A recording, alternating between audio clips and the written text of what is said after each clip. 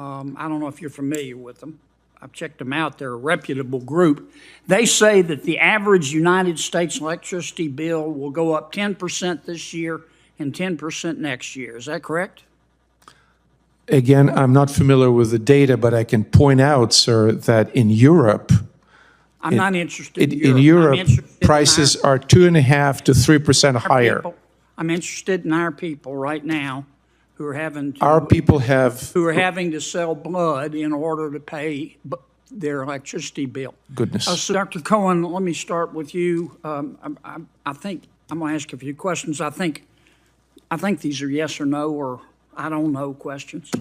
Last 3 years, unfortunately, the United States economy has experienced substantial inflation. Is that correct? And yes, sir. That inflation is man-made, is it not? Any inflation is man-made, sir. And that man's name is Joe Biden, is it not? Cannot answer that, sir. Okay. Since President Biden took office, average electricity prices in the United States are up 29.4%. Are they not? I'll have to check the data and get back to you on that, sir. And isn't it true that electricity prices have increased under President Biden, have increased 13 times faster than the previous 7 years? I'll have to check the data, sir. Okay. And the National Energy Assistant Directors Association, I don't know if you're familiar with them.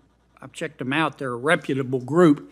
They say that the average United States electricity bill will go up 10% this year and 10% next year. Is that correct?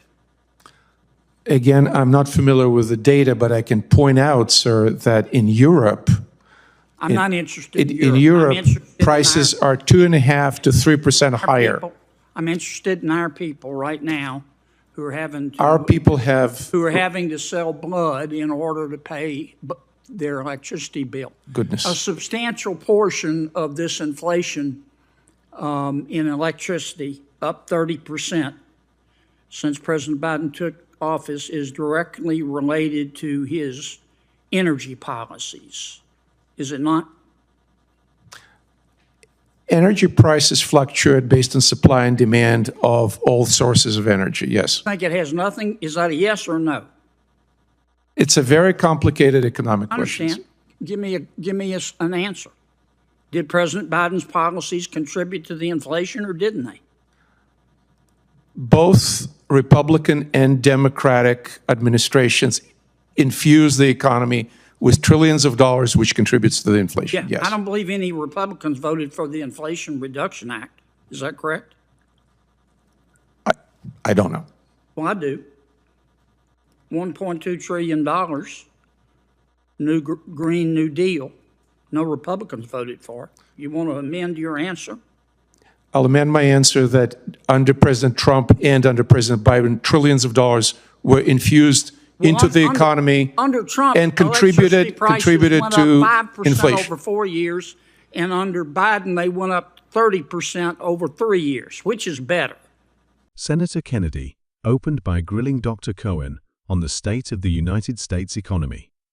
He claimed inflation was man-made and strongly suggested that President Biden's policies were to blame.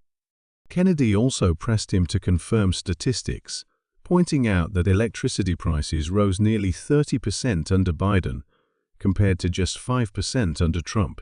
Throughout the questioning, Kennedy demanded simple yes or no answers. Dr. Cohen, however, pushed back, reminding the senator that energy prices are driven by complex factors like supply and demand. Still, Kennedy pressed harder, arguing that Biden's policies directly fueled the inflation families are struggling with today.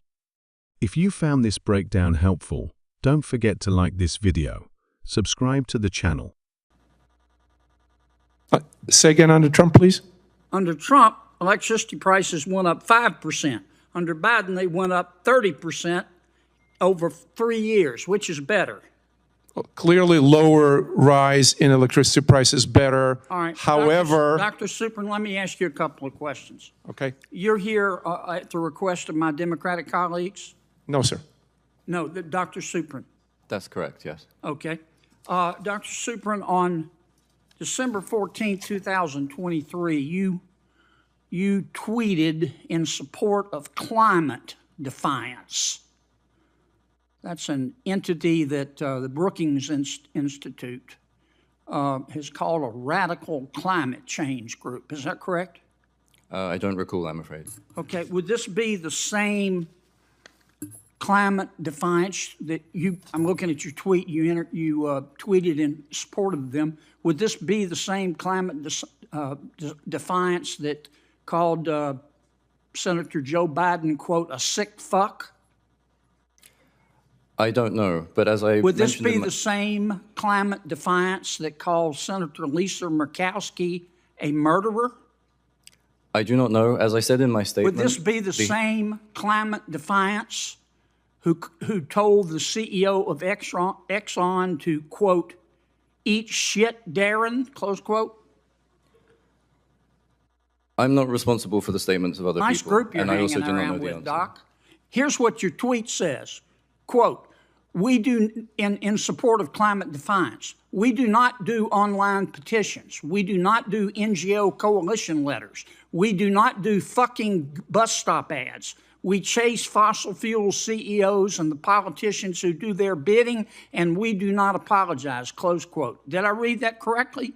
That is not my tweet, sir. That is your tweet. I'm looking at it. Here's a copy right here. It's right off your website, Biggest Dallas. On October 31, 2023, you said this on Twitter. Quote, climate justice was coined by our movements to locate it as a struggle against genocidal racial injustice, colonialism, and apartheid. If your climate justice doesn't stand with the Palestinians against colonialism and apartheid, then your climate justice has no justice in it, close quote. Did you say that?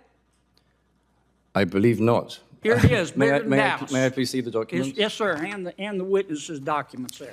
At one point, Kennedy drove his point home with strong rhetoric, claiming families were being forced to sell blood to pay their electricity bills. He contrasted Biden's 30% increase in electricity prices with Trump's 5%, asking which one was better for American households. So, there you have it, an intense exchange that covered inflation, energy policy, and even social media controversies. Senator Kennedy pushed hard on Biden's economic record, while both Dr. Cohen and Dr. Suprun defended their positions under fire. If you found this breakdown helpful, don't forget to like this video, subscribe to the channel, and hit the bell icon so you never miss our latest deep dives into political showdowns. Thanks for watching, and I'll see you in the next one.